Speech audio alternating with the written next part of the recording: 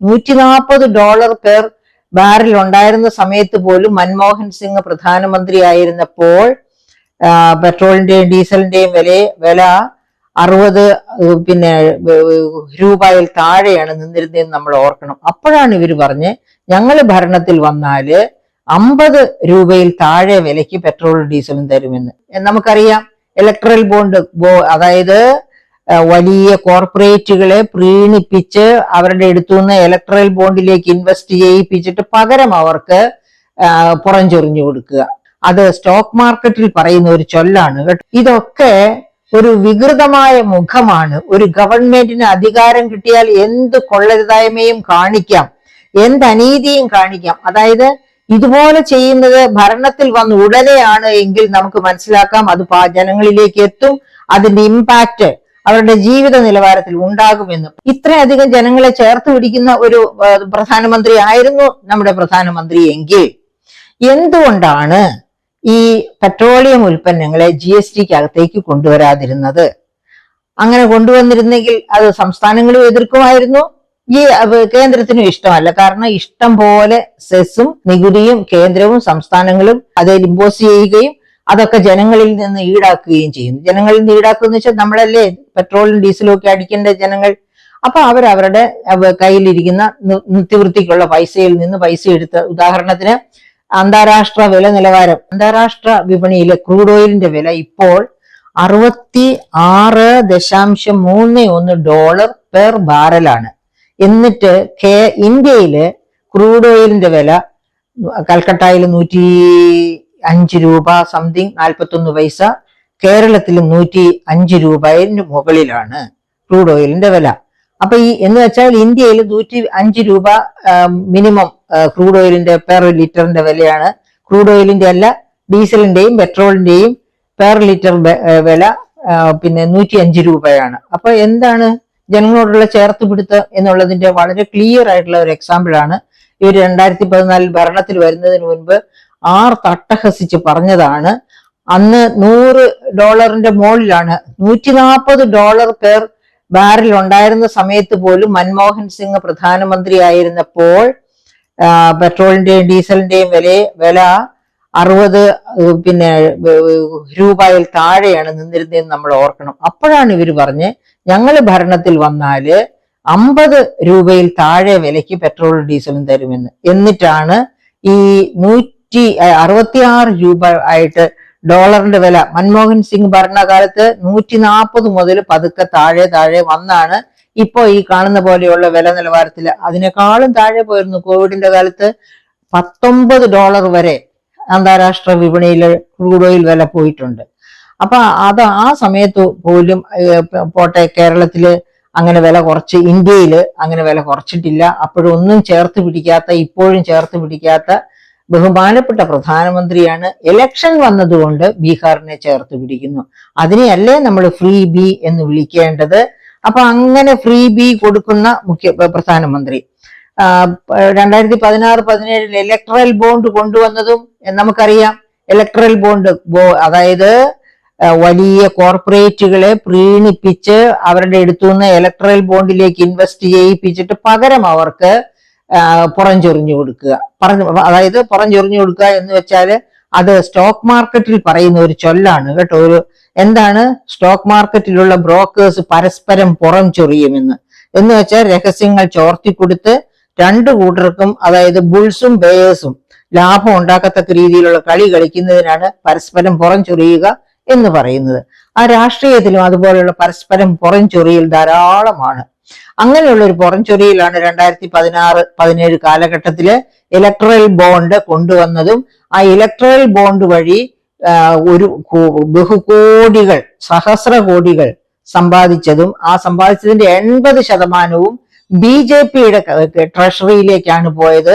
അതല്ലാതെ മറ്റു പാർട്ടികളിലേക്കല്ല. അതൊക്കെ ഉപയോഗിച്ച് ഇതുപോലെ ഫ്രീ ബീസ് കൊടുത്ത് ഇലക്ഷൻ ജയിച്ച ഇതാണ്. അത് മാത്രവുമല്ല, അതിനേക്കാൾ ഉപരി പറയാനുള്ളത് ഈ 2019 ഇലക്ഷൻ സമയത്ത് 2000 രൂപ വെച്ച് 3 പ്രാവശ്യം എല്ലാ കർഷകർക്കും കൊടുക്കും എന്ന് പറഞ്ഞതിന് ശേഷം അന്ന് ഇതുപോലെ ഇലക്ട്രൽ ബോണ്ട് വഴിയുള്ള പണം കയ്യിലുണ്ടായിരുന്നു എങ്കിൽ പോലും അതും ഒന്നും മതിയാകാത്തത് കൊണ്ട് എന്ത് ചെയ്തു ബഹുമാനപ്പെട്ട പ്രധാനമന്ത്രി?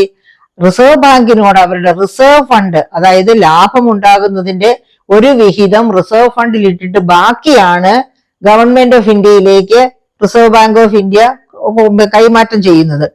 എന്തുകൊണ്ട് കൈമാറുന്നു reserve bank of India central ഗവൺമെന്റിലേക്ക്? കാരണം റിസർവ് ബാങ്കിന്റെ മുഴുവൻ ഷെയറുകളും സെൻട്രൽ ബാങ്ക് ഗവൺമെന്റിന്റെ കയ്യിലാണ്. അപ്പൊ സെൻട്രൽ ബാങ്കിന്റെ സെൻട്രൽ ഗവൺമെന്റ് കയറങ്ങളിലാണ് ഷെയർ എന്നുള്ളത് കൊണ്ട് നാച്ചുറലി റിസർവ് ബാങ്ക് ഉണ്ടാക്കുന്ന പ്രോഫിറ്റ് മുഴുവനും അതിന്റെ ഒരു ഭാഗം റിസർവ് ഫണ്ടാക്കി മാറ്റി ബാക്കി മുഴുവനും സെൻട്രൽ ഗവൺമെന്റിലേക്ക് ട്രാൻസ്ഫർ ചെയ്യണം. അങ്ങനെയാണ്. അങ്ങനെ ചെയ്തുകൊണ്ടിരുന്ന നാളിതുവരെ, അതായത് 2019 വരെ ഒരിക്കൽ പോലും ആ റിസർവ് ഫണ്ട് സെൻട്രൽ ഗവൺമെന്റിലേക്ക് ആവശ്യപ്പെടാതിരുന്ന ആ ഇന്ത്യയിലാണ് നരേന്ദ്രമോദി ഗവൺമെന്റ് ആ റിസർവ് ഫണ്ട് ഒരു 1.71 lakh crore 1,71,00,00,000 ഫണ്ടാണ് റിസർവ് ബാങ്കിൽ നിന്ന് സെൻട്രൽ ഗവൺമെന്റിലേക്ക് ട്രാൻസ്ഫർ ചെയ്യിപ്പിച്ചത്. ധാർഷ്ട്യത്തോടുകൂടി അങ്ങനെ ചെയ്യിപ്പിച്ച, അത് മാത്രവുമല്ല ആ ഫണ്ട് ഉപയോഗിച്ചാണ് ഈ 2,000 രൂപ വീതം ആദ്യത്തെ ഗഡു കൊടുക്കുന്നത്, ഇത്രയും കർഷകർക്ക് കൊടുക്കുന്നത്. അപ്പൊ ഇതൊക്കെ ഒരു വികൃതമായ മുഖമാണ്. ഒരു ഗവൺമെന്റിന് അധികാരം കിട്ടിയാൽ എന്ത് കൊള്ളരുതായ്മയും കാണിക്കാം, എന്ത് അനീതിയും കാണിക്കാം. അതായത് ഇതുപോലെ ചെയ്യുന്നത് ഭരണത്തിൽ വന്ന് ഉടനെയാണ് എങ്കിൽ നമുക്ക് മനസ്സിലാക്കാം അത് ജനങ്ങളിലേക്ക് എത്തും, അതിന്റെ ഇമ്പാക്റ്റ് അവരുടെ ജീവിത നിലവാരത്തിൽ ഉണ്ടാകുമെന്ന്. പക്ഷേ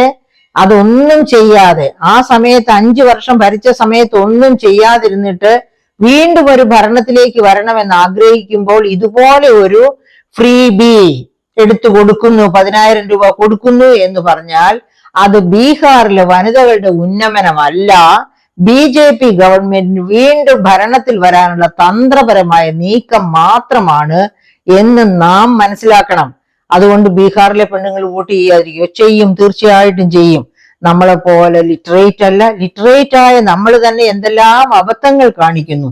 അപ്പോൾ പിന്നെ ഇത്രയും ലിറ്ററസി ഇല്ലാത്ത, ഇത്രയും സ്റ്റാൻഡേർഡ് ഓഫ് ലിവിങ് ഇല്ലാത്ത ഒരു സമൂഹത്തിലെ സ്ത്രീകൾ 10,000 രൂപ കിട്ടിയാൽ അവർക്ക് വലിയ സന്തോഷമാകും.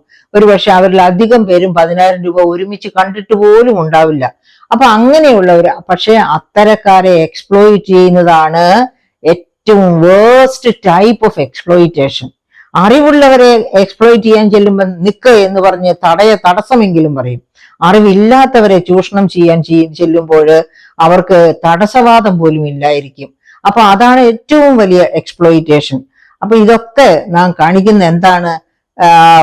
വീണ്ടും വീണ്ടും ഭരണത്തിൽ വരാൻ വേണ്ടി, അങ്ങനെ ഇന്ത്യയെ ഒരു ഹിന്ദു രാഷ്ട്രമാക്കി മാറ്റുക എന്ന ഉദ്ദേശത്തോടു കൂടി BJP കരുക്കൾ നീക്കിക്കൊണ്ടിരിക്കുകയാണ്. അതുകൊണ്ട് മഹാത്മാഗാന്ധിയുടെ ഇതുപോലെ നമ്മള് ഒരു മഹാവൃക്ഷത്തിന്റെ ഇലകൾ മാത്രമാണ് ഓരോ മതവും, ആ മഹാവൃക്ഷത്തിന്റെ ഇലകൾ മാത്രമാണ് ഓരോ മതവും എന്ന രീതിയിൽ നമുക്ക് ഉൾക്കൊള്ളാൻ കഴിഞ്ഞാൽ equal, all the religions are equal, ഒരേ ഈശ്വരന്റെ പ്രതിരൂപങ്ങളായിരിക്കും ഓരോ റിലിജിയനിലും നമ്മൾ കാണുന്നത് എന്ന തരത്തിലേക്ക് നമുക്ക് കാണാൻ പറ്റും. പക്ഷേ ഈ ഫ്രീ ബി കൊണ്ട് ഇലക്ഷൻ ജയിക്കാൻ ശ്രമിക്കുന്നത് ഡെമോക്രസിയുടെ കടക്കൽ കത്തിവെക്കുകയാണ്. അതിനെതിരെ ശക്തമായിട്ട്, അതായത് അസംബ്ലിയോ അല്ലെങ്കിൽ പാർലമെന്റോ അതിനെതിരെ ശബ്ദിക്കുന്നില്ലെങ്കിൽ, പാർലമെന്റ് ശബ്ദിക്കാൻ മടിക്കുന്നുവെങ്കിൽ, ലെജിസ്ലേറ്റീവ് ബോഡികൾ ശബ്ദിക്കാൻ ശ്രമിക്കുന്നുവെങ്കിൽ തീർച്ചയായിട്ടും ഡെമോക്രസിയുടെ രക്ഷകനായിട്ട്, ഒരു തൂണാണല്ലോ കോടതി, ഒരു തൂണ് മാത്രമാണ് എക്സിക്യൂട്ടീവ്, വേറൊരു തൂണ് മാത്രമാണ് പാർലമെന്റ്. അപ്പൊ അങ്ങനെ വരുമ്പോഴത്തേക്ക് ഒരു തൂണായിട്ടുള്ള എക്സിക്യൂട്ടീവ് കോടതിക്ക് സ്വന്തം നിലപാട് ശക്തമായിട്ട് ഇമ്പോസ് ചെയ്യാനും അവർ മനസ്സിലാക്കുന്നില്ലെങ്കിൽ മനസ്സിലാക്കിക്കണം കോടതി ഇടപെട്ട് എന്ന് തന്നെയാണ് നമുക്ക് റിക്വസ്റ്റ് ചെയ്യാവുന്നത്.